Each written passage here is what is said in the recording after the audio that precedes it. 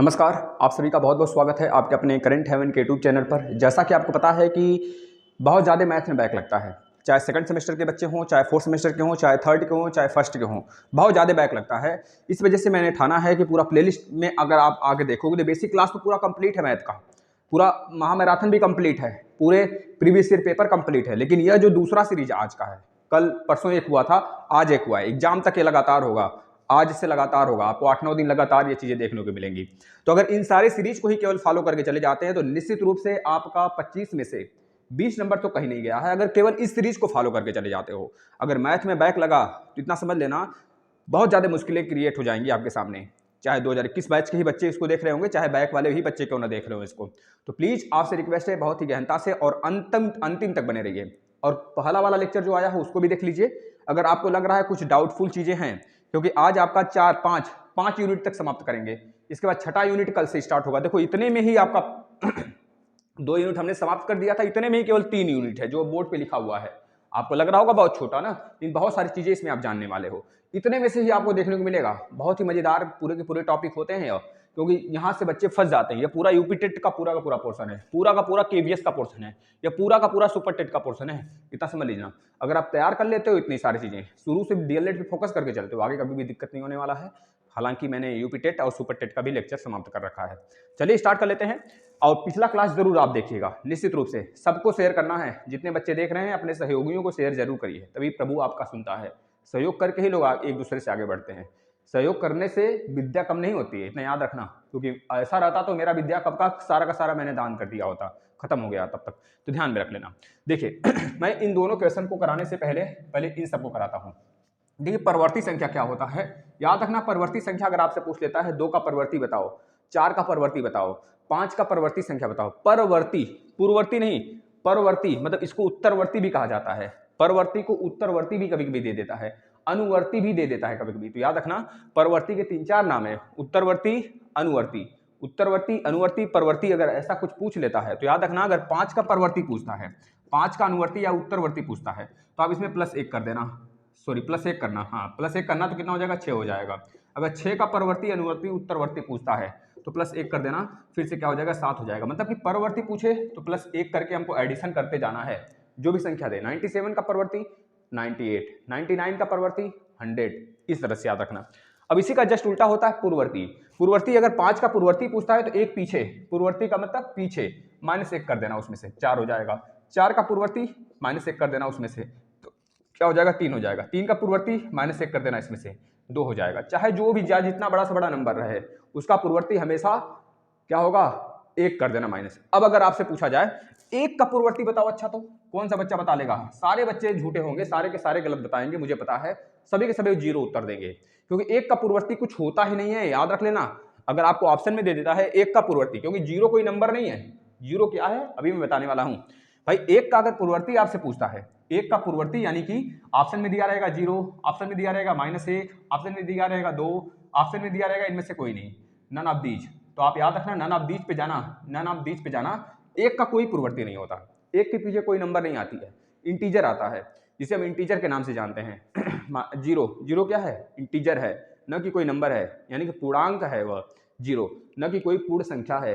याद रखना, समझ में आ रहा, मतलब यह पूर्ण संख्या है जिसे हम पूर्णांक के रूप में देखते हैं, कोई नंबर नहीं है, कोई इंटीजर नहीं है। इस चीज को दिमाग में रख लेना भाई। यानी कि अगर मैं बात कर लूं, जो माइनस मतलब 1 का पूर्ववर्ती क्या होगा, तो 0 आप नहीं लगाओगे, आप नन ऑफ दीज लगाओगे, सिंपल से याद कर लो, ज्यादा माथा पच्ची नहीं करना है। दूसरी तरफ आ जाते हैं। बस चीजों को समझते चलिए, आपसे क्वेश्चन ऐसे ही बनेगा, यहीं से बनेगा, निश्चित रूप से इस टॉपिक से बना ना 3 लेसन से, तो इसी जगह से टपकने वाला जो मैं आज बता रहा हूं, बस ध्यान समझते चलो। प्राकृतिक संख्या क्या होती है, याद रखना, प्राकृतिक संख्याएं वे संख्याएं होती हैं जो 1 से स्टार्ट होती हैं और केवल पूर्ण संख्या के रूप में लिखी जाती है। जैसे मैंने बोल दिया 1/3 क्या है, प्राकृतिक है, तो कहना नहीं है। √3 प्राकृतिक है, कह देना नहीं है। -1 प्राकृतिक है, कह देना नहीं है। 0 प्राकृतिक है, कह देना नहीं है। प्राकृतिक संख्याएं केवल पॉजिटिव होंगी और 1 से लेकर इनफाइनाइट तक होंगी, 1 2 3 4 5 6 7 8 9 10 11 12, इस तरह से, ठीक है। अगर उसी में 0 के साथ मैं काउंट कर लूं, 0 के साथ यानी कि 0 1 2 3 4 5 इस तरह से मैं काउंट कर लेता हूं तो पूर्ण संख्याएं हो जाती हैं। इस बात को भी अपने दिमाग में छाप लेना। तो पूर्ण संख्याएं किसे कहते हैं? जो 0 से स्टार्ट होती हैं, इनफाइनाइट तक चलती हैं। प्राकृतिक संख्याएं किसे कहते हैं? नेचुरल नंबर किसे कहते हैं? जो 1 से स्टार्ट होते हैं, इनफाइनाइट तक चलते हैं। बेटा शेयर जरूर कर देना। आ जाओ पूर्णांक। देखो पूर्ण संख्या और पूर्णांक में बच्चे कंफ्यूज होते हैं। पूर्ण का मतलब 0 से स्टार्ट होता है, पूर्ण होल नंबर होते हैं। लेकिन पूर्णांक वे संख्याएं होती हैं जिसको नंबर लाइन हम शो कर सकते हैं। यहाँ पे 0, यहाँ पे +1, यहाँ पे +2, यहाँ पे +3, इस तरह से इनफाइनाइट तक। यहाँ पर -1, -2, -3, इनफाइनाइट तक। तो जिसको नंबर लाइन पे आप शो कर लो, चिपका लो नंबर लाइन पे, वह पूर्णांक होते हैं। तो क्या √3 पूर्णांक है? बताना जरा। √3 पूर्णांक है, √2 पूर्णांक है, 1/3 पूर्णांक है, 1/4 पूर्णांक है। निश्चित रूप से 1/3, 1/4 हो सकता है, लेकिन 0.33333 इस तरह बार वाले संख्या क्या पूर्णांक होते हैं? 0.2222 क्या ये पूर्णांक होते हैं? तो याद रखना ये पूर्णांक नहीं होते हैं। जिनका कोई अस्तित्व नहीं हो, जिनका कोई अंत ना हो, वो पूर्णांक में नहीं आते हैं। हाँ, अगर 0.5 है, 0.627 है, 0.325 है, तो ये सब के सब पूर्णांक होंगे, क्योंकि इनका कहीं ना कहीं एग्जिस्टेंस होगा किसी दो नंबर के बीच में। लेकिन यह जो 0.3333 करता चला जा रहा है, तो वेरी कर रहा है। ये कहाँ तक जाएगा पता ही नहीं, कितना आगे जाएगा। आप यहाँ पे लगाए होगे, कोई 2-3 और बढ़ा के उसमें थोड़ा सा और आगे खिसका देगा। तो इस तरह से उसका कोई अंत नहीं है। जिसका अंत नहीं है वो पूर्णांक नहीं है। इस बात को याद रख लेना, ठीक है। आगे आ जाते हैं।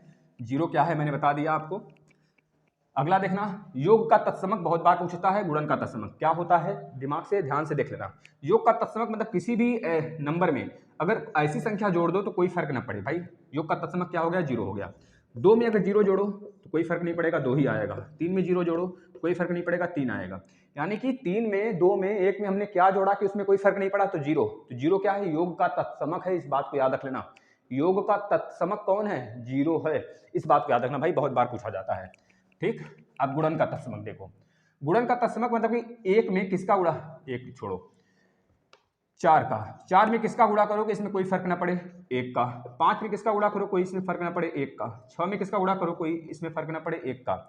1000 में किसका गुणा करो इसमें कोई फर्क ना पड़े, 1 का। तो 1 क्या होगा? तो 1 क्या होगा? गुणन का तत्समक। तो याद रखना 1 क्या है? 1 is a factor of all number of multiples, है ना। याद रखना अगर 1 से किसी में गुणा करते हैं तो वह क्या होगा? 1 क्या होगा? गुणन का तत्समक हो जाएगा। इस बात को याद रख लेना, ठीक है। और योग का तत्समक क्या होगा? 0 होगा। गुणन का तत्समक 1 होगा, क्योंकि 1 से कुछ में फर्क नहीं पड़ रहा है गुणा करने पर। इसी प्रकार 0 में भी मतलब कुछ ही नंबर में 0 जोड़ा जा रहा है तो उसमें भी कोई फर्क नहीं पड़ रहा है। तो इस चीज को याद रखना, यहाँ से प्रश्न निश्चित रूप से बनेंगे। इस बात को याद रखना, ठीक है ना। चलते हैं नेक्स्ट क्वेश्चन की तरफ। इस चीज को देखते हैं। चलिए, तो हम लोग देख लिए गुणन का तत्समक क्या होता है और योग का तत्समक क्या होता है। अब योग गुणन का सहचर्य नियम और क्रम विनिमय नियम, ये बहुत बार आता है आपके एग्जाम में। योग का गुणन का सहचर्य नियम ही होता है और क्रम विनिमय नियम होता है। याद रखना हमेशा और हमेशा कि ना ही योग का, ना ही सहचर्य नियम माइनस वाला होता है, ना ही घटाने वाला होता है, ना ही भाग का होता है। केवल और केवल योग का ही सहचर्य नियम भी होगा और योग का क्रम विनिमय नियम होगा। गुणन का सहचर्य होगा, गुणन का क्रम विनिमय होगा। ये आपको बहुत सारे एग्जाम में देखने को मिलेंगे। जैसे पहले हम लोग लेते हैं योग का सहचर्य नियम। योग का सहचर्य नियम, सहचर्य नियम। योग का सहचर्य नियम का मतलब हुआ अगर आप a + b करते हैं तो इधर b + a भी बराबर होगा। यानी कि अगर 1 + 2 करते हैं 2 + 1 बराबर होगा। 4 + 1 करते हैं तो 1 + 4 भी बराबर होगा। इसे कहते हैं योग का सहचर्य नियम। गुणन का सहचर्य नियम क्या होता है? गुणन का सहचर्य नियम भाई बहुत ही लाभप्रद होने वाला है। सेशन अंत तक जरूर बने रहना। सहचर्य नियम, गुणन का सहचर्य नियम का मतलब होता है अगर a × b करते हैं तो इधर b × a आप कर सकते हो, समान मिलने वाला है। अगर 3 × 4 करते हैं तो 4 × 3 भी बराबर होगा। 5 × 6 करते हैं तो 6 × 5 भी बराबर होगा। तो इसमें क्वेश्चन कैसे बनेंगे सर? क्वेश्चन ऐसे बनेगा, आपको कोई क्वेश्चन दे दिया, 5 × 6 और बोला कि इधर 6 × 5 है, तो बताओ ये कौन सा नियम है? तो बता देना गुणन का सहचर्य नियम है। या फिर एक जगह ऐसे खाली छोड़ देगा, बताओ यहाँ पर क्या भरा जाएगा? तो अब 6 भर देना। या नहीं कि 5 है तो कुछ और भर दो, नहीं, हमको 6 ही भरना पड़ेगा। यहाँ पे ध्यान में रख लेना 6 × 5 = 30 और यहाँ पे 5 × 6 = 30, ठीक है। ये चीजें याद रख लेना। ये तो रहा योग का सहचर्य नियम, गुणन का सहचर्य नियम। बेसिक भी मैंने करा रखा है, आप जरूर देखेंगे जिन बच्चों को लग रहा है कि बहुत जल्दी जल्दी सर करा रहे हैं। अब आ जाओ क्रम विनिमय नियम करते हैं। क्रम विनिमय नियम क्या है, ध्यान से देखेंगे इस चीज़ को। एक मिनट, हमने उल्टा बता दिया। जो ये क्रम विनिमय था यह आपका साहचर्य नियम नहीं था, एक क्रम विनिमय नियम था। फिर से देख लेना जरा था। क्रम विनिमय नियम। क्रम विनिमय का मतलब a प्लस बी बराबर b प्लस ए, यह याद रख लेना। अब यह तो योग का क्रम विनिमय हो गया। गुणन का क्रम विनिमय क्या होगा, a गुणे b बराबर b गुणे a। जो मैंने अभी पीछे कराया वो क्या है, क्रम विनिमय नियम है। क्रम को चेंज कर दो बस, क्रम विनिमय नियम हो जाएगा। लेकिन साहचर्य नियम क्या है, दिमाग में ध्यान से इस चीज को देख लेना। साहचर्य नियम क्या हो जाएगा, साहचर्य नियम आपका हो जाएगा जैसे कि अगर बोले a प्लस बी प्लस सी बराबर c प्लस ए प्लस बी, दोनों बराबर होंगे आपस में। देख लो वही एक ही अंक है, बस उसका इंटरचेंज है। मतलब कि अगर मैं कह दूं 1 प्लस 2 प्लस में 3 बराबर में 3 प्लस 2 प्लस में 1, तो ये देख रहे हो दोनों पक्ष बराबर है। 3 अंक वाली संख्या लेकर करते हैं तो साहचर्य में आ जाता है, 2 अंक वाला क्रम विनिमय में आ जाता है। इस बात को याद रख लेना, ठीक है ना। अब हम आ जाते हैं गुणन के साहचर्य नियम पर। गुणन का साहचर्य नियम बिल्कुल ऐसा ही है, a गुणे बी गुणे सी कर लेना बराबर c गुणे ए गुणे बी कर लेना, ठीक है ना। इस प्रकार से कर लेना। अब आप चाहो तो a को भी बाहर कर सकते हो, बराबर कर लेना, a को बाहर कर लेना इस बार, b गुणे c कर लेना अंदर। तो यह क्या है, हमारा साहचर्य नियम है गुणन का। इस बात को आप बहुत अच्छे से भली भांति पहचान लीजिए। अब हम आ जाते हैं यहाँ पर कुछ और टाइप्स लिए हुए हैं, यहाँ पर देखना।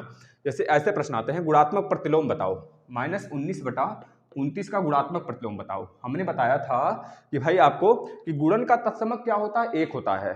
तो हमको भी यहाँ पर 1 लाना है, ऐसा कोई संख्या इसमें गुणा करो ना कि गुणन का तत्समक आ जाए, वही होता है गुणात्मक प्रतिलोम। वह संख्या हमें नहीं पता है तो मान लेते हैं x, और हमें पता है कि 1 आना चाहिए भाई, 1 ही आना चाहिए क्योंकि गुणन का तत्समक 1 है।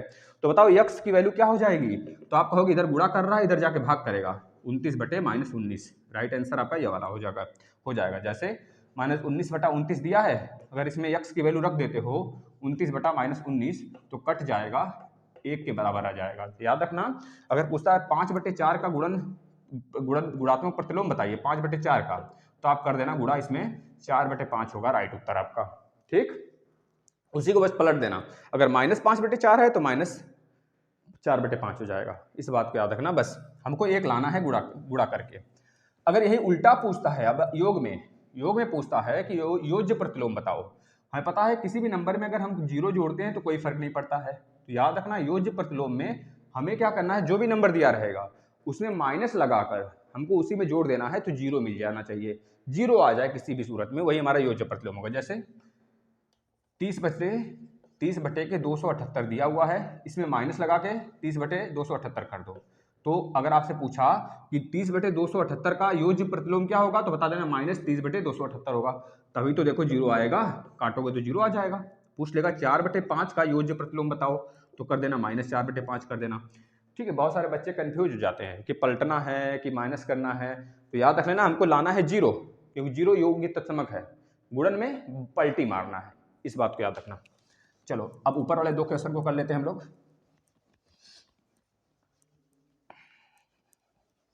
ऊपर वाला 2 क्वेश्चन क्या है देखना, 2x माइनस 7y माइनस में 9x प्लस y 101 माइनस में x। भैया यही क्वेश्चन छपेंगे, इतना दिमाग में रख कर लेके चलना, मैं बता रहा हूँ ना, यही क्वेश्चन छपेंगे आपके एग्जाम में। देखना आप पहले अंदर से तोड़ते हैं, 101 माइनस एक्स को y से गुणा करा दो, तो क्या मिलेगा, 2x minus 7y minus 9x और प्लस 101y और माइनस में xy, ठीक है ना, ये चीज मिला। अब क्या कर लेना, इस वाले भी माइनस को तोड़ लो, 2x minus 7y minus plus 9x, इस माइनस से ये वाला माइनस 101y, इस वाले माइनस से ये वाला माइनस प्लस xy, बस तोड़ते चले आओ। अब फिर से माइनस का गुणा करा दो, तो 2x बाहर है, इस माइनस का गुणा कराओ, -7y minus 9x minus plus 101y और माइनस xy, ये आपका उत्तर होगा। देखना कोई ऐसी वैल्यू नहीं है 9x से अच्छा है, 9x और y है मिल रहा है, तो 9x माइनस में है या 2x है, तो -9 बड़ा है तो इसमें माइनस का साइन, 9 में से 2 जाएगा तो 7x, ठीक, -7y और यहाँ पे 101y, तो 101y -7, 101 में से -7 जाएगा तो बचेगा कितना, 1 चला गया तो 100 बचा, 100 में से 6 चला जाएगा तो कितना बचेगा, 94, प्लस वाला बड़ा है तो 94 वाई, 94 वाई, 94 क्या हो जाएगा, वाई हो जाएगा, 94 वाई हो जाएगा। यहाँ पे माइनस एक्स वाई हो जाएगा आपका उत्तर, यानी कि -7x plus 94 Y minus X Y, ये आपका उत्तर होगा। ठीक,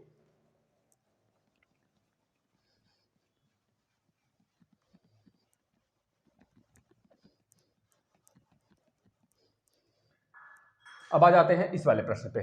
5xy प्लस में 3z माइनस में 2x माइनस में 2z माइनस में 3y। ठीक है ना भाई, इसको देखना जरा। 5xy यहाँ पर है, 5xy प्लस में 3z है, 3z लिख लेना, माइनस 2x है तो 2x लिख लेना। इस माइनस से ये वाला पूरा चेंज कर दो, -2z और प्लस में 3y। अब इसको फिर से चेंज करो, यानी कि 5xy प्लस में 3z, इस माइनस से सब में मल्टीप्लाई करो, -2x minus minus plus 2z minus plus minus 3y। इस चीज़ को आप दिमाग में रख लो। अब देखना 2x यहाँ पर है, यहाँ पे 3z, यहाँ पे 2z, 3 2 5z हो जाएगा। 5xy इस प्लस से सब में तोड़ो तो 3 और 2 5z माइनस 2x और माइनस 3y। अब देखना क्या कुछ हो रहा है क्या, यहाँ पे 5xy है, 5z मतलब कोई भी समान नहीं है, तो यही उत्तर हो जाएगा आपका। ठीक, इतने प्रश्न को अगर आप सॉल्व कर लेते हो तो 3 यूनिट आपका क्लियर होगा। मतलब बस पास होने की मैं बात बता रहा हूँ, पास हो सकते हो आप यहाँ से। मतलब पास होने का मतलब कि जब भी आएगा आपका 11 नंबर से ज़्यादा ही आएगा, लगभग 20 नंबर, 18 नंबर, 19 नंबर, अगर यह सीरीज को फॉलो कर लेते हो। अभी 3 सीरीज और आएगा, मतलब कि आपका 5 यूनिट तक समाप्त हो चुका है। आगे देख लो, 2 ही वीडियो में 5 यूनिट तक समाप्त हो गया। आगे बचा है 6 7 8 9 10 11, मात्र 3 सीरीज और आएगा। 5 सीरीज अगर आप देख के जाते हो, पाँचों के पाँचों वीडियो, तो आप पास हो जाओगे निश्चित रूप से। बस 1 से 2 बार और रिवाइज कर लेना एग्जाम तक। धन्यवाद।